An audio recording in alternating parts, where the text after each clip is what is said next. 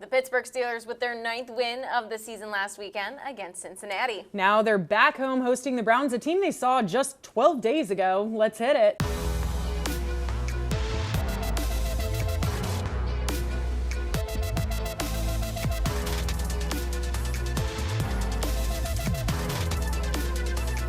What's up, everybody, and welcome back to Every Blade of Grass with Cole and Cass alongside Cassidy. I'm Suzie Cole. It's episode 14, week 14 of the NFL season. The Pittsburgh Steelers coming off a 44-38 win over the Cincinnati Bengals last week. And wow, quarterback Russel Wilson piecing together quite the win for his 36th birthday, Cass. Yeah, that's right. He just turned 36 on Friday and then went out there and put over 400 yards in passing. And look, 44 points. That's the most points they've totaled in 6 years. So what an offensive showing. Suze, we said last week, if they're going to compete with the Bengals, they're going to have to go out and put a big offensive showing. They're not what their record says they are. Joe Burrow is putting up those numbers, and it was good to see the Steelers respond. They had a big offensive showing, the Steelers did. However, the defense making big plays as well. However, still allowing a lot of points. Yeah, that's right. You know, it's unfortunate that those points were had, but I mean, one of them came off a pick, so you do have that. But yeah, I mean, the defense showed out yet again. TJ Watt now has the third most sacks by a player in their first 8 seasons since 1982. Just TJ Watt continuing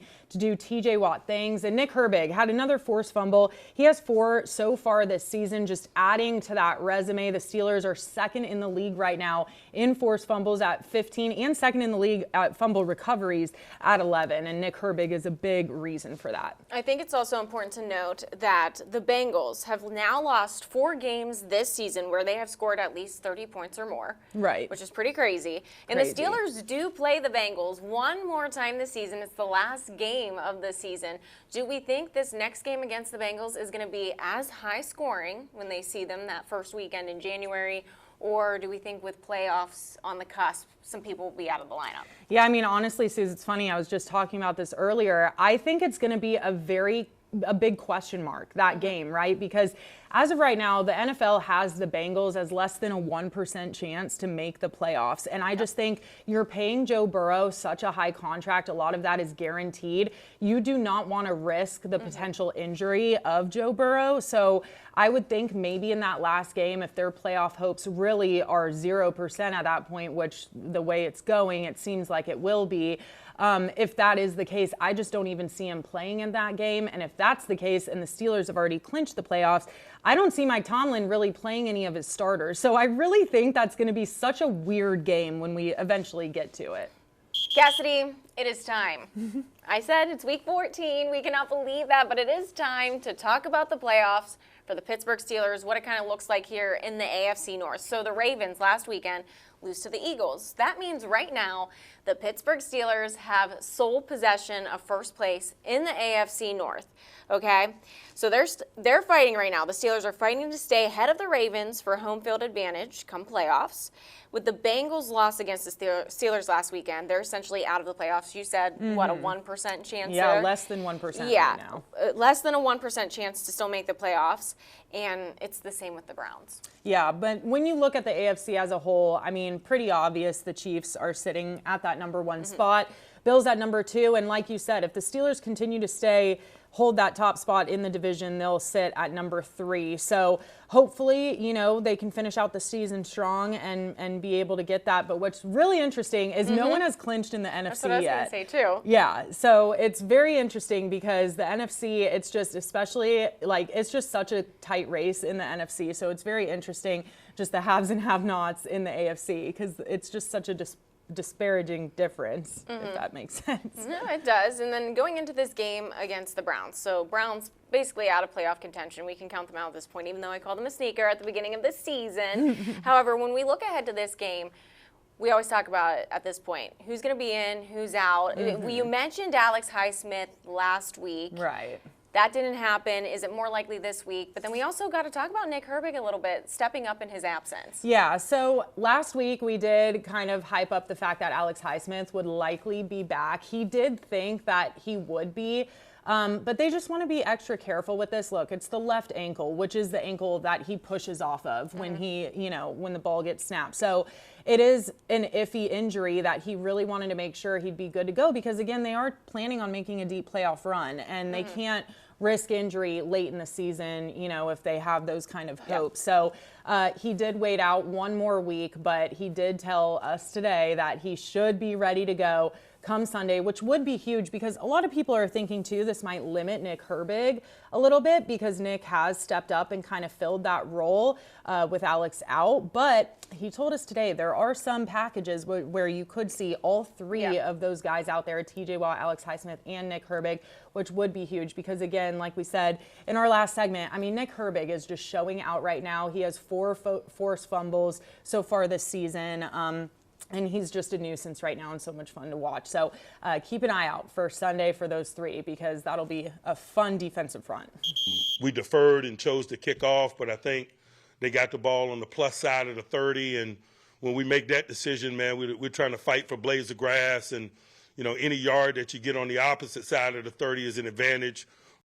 There we go. There it is. Again, if you didn't know why the name is Every Blade of Grass with Cole and Cass, it is for head coach Mike Tomlin and his Tomlinisms. And speaking of which, just speaking of Mike Tomlin as a whole, after that win against the Bengals this past Sunday, stringing together his 18th consecutive winning season. Just so impressive. I mean, never had a losing season here in Pittsburgh. So impressive. I know the whole narrative at the end of last season was, hey, just being above 500 isn't good enough anymore. But guys, come on. Let's take a step back and look at this. 18 years being above 500 is pretty dang impressive. And the Steelers, they're also tied with Dallas for the most consecutive winning seasons, which is 21. Hopefully they should pass that here soon because Dallas does not look like say, they're going to be on the up and up anytime soon. So hopefully they pass it here soon. Let's talk a little bit more about head coach Mike Tomlin. So the talk this week, the buzz of the town, is Hard Knocks in season. They're going through the AFC North, and head coach Mike Tomlin looks like the winner of the bunch whenever you watch that series. Yeah, if you guys haven't seen it yet, I highly encourage you to go watch it. It just really hypes you up and really makes you feel like the AFC North football is truly like nothing else. It just gets you so hyped.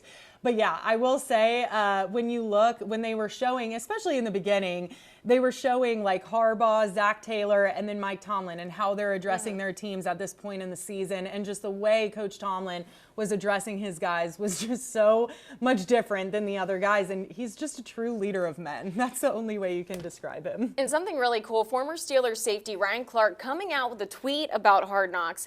He said, if you want him fired, you got to check out Hard Knocks in season this season. Again, it just debuted on Tuesday. Clark said, if you want him fired, just check out Hard Knocks in season. Again, it debuted on Tuesday. Clark said, Pittsburgh Steelers fans that want Mike Tomlin fired should watch Hard Knocks and tell me who you want to play for in the AFC North. The man was prophetic, speaking life into his team for the Bengals win. The clarity in which he delivers a message is far beyond his contemporaries. Yeah, I mean, basically everything I said at the top, it's just so jarring of a difference. And that's why, too, when there was a little bit there after the season last year when some fans were calling for him to be fired, there was probably 29 teams in the NFL that would have taken him at that point, and I wouldn't have been shocked. So I'm glad he's still here in Pittsburgh. I'm glad he's still pulling out wins, and I'm glad we can still root him on. Again, the Pittsburgh Steelers taking on the Cleveland Browns this weekend at Acrisure Stadium, back home after a couple of weeks on the road, 1 p.m. kickoff over there in the yellow seats. Cass, we got to go over CC's 3 keys for this game on Sunday. Up first, the snow. I don't think it's going to be a factor this time. So snow, go away. Last game definitely played a factor whenever the Steelers took on the Browns in Cleveland. Yeah, I mean, unfortunately, I think, it's just tough to play a football game in that amount of snow. You even saw the CGI'd field that they put over the field. Yeah, it was just unfortunate. Look, that game ended, tough. Dante Jackson had that interception, and the Steelers offense got the ball back.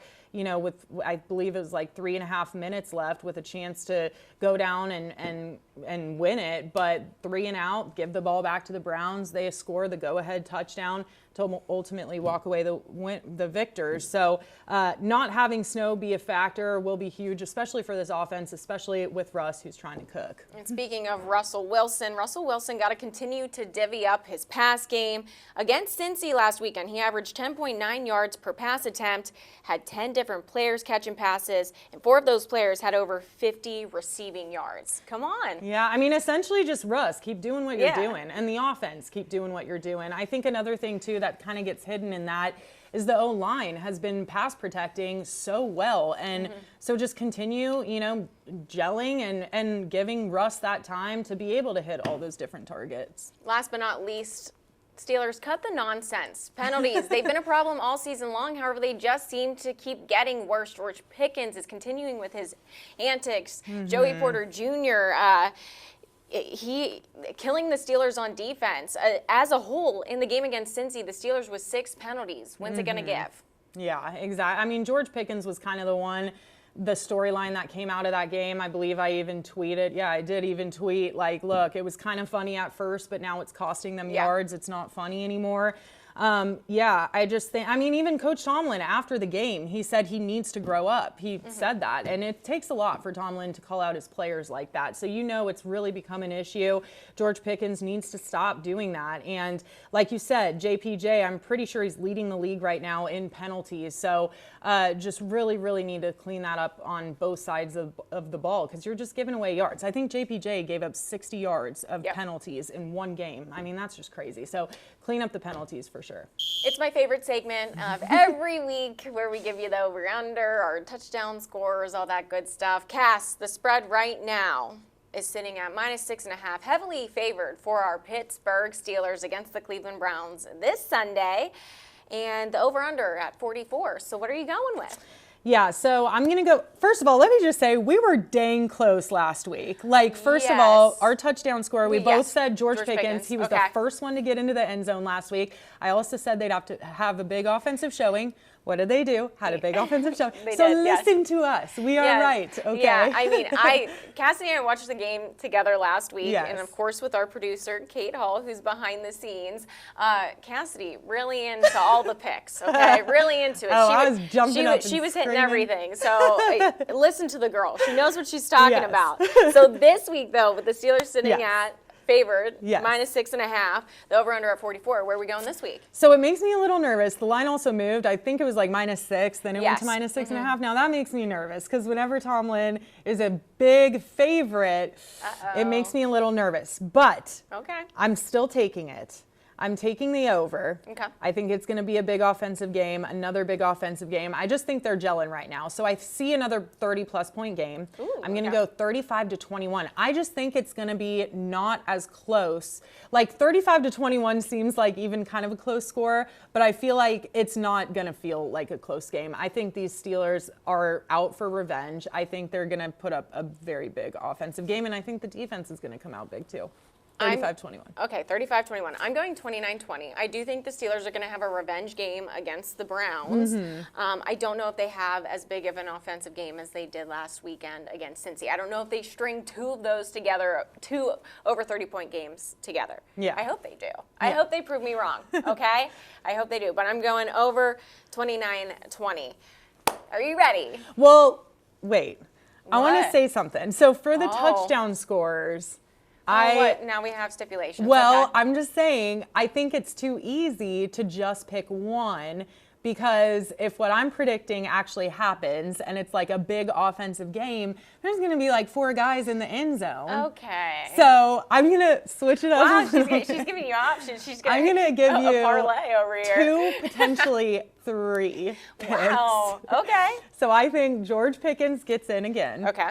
I think Pat gets in again, because I think they have opened up the middle of the field. But I think those 2 are kind of like gimmies. I think if anyone's going to get in the end zone, it's probably going to be them. Yeah. So another one, Calvin Austin is out. He's in concussion protocol this week. Okay. Which means Mike Williams, the guy who scored the game-winning touchdown in Washington, is probably going to get some playing time. So don't be shocked if Mike Williams gets into the end Okay, zone. that definitely switches things up. I obviously was going to pick George Pickens because I feel like he's a given right now with the chemistry that him and Russell Wilson are continuing to build each and every week. Yes. With Calvin Austin out, I'm also going to add Mike Williams to my list as well. So Let's do it. All Slam righty, it. there you go. Yes, there you go. There's the picks. There's the over-under for the week, the spread. Yes. The Pittsburgh Steelers taking on the Cleveland Browns at Acrisure Stadium on Sunday, 1 p.m. kickoff.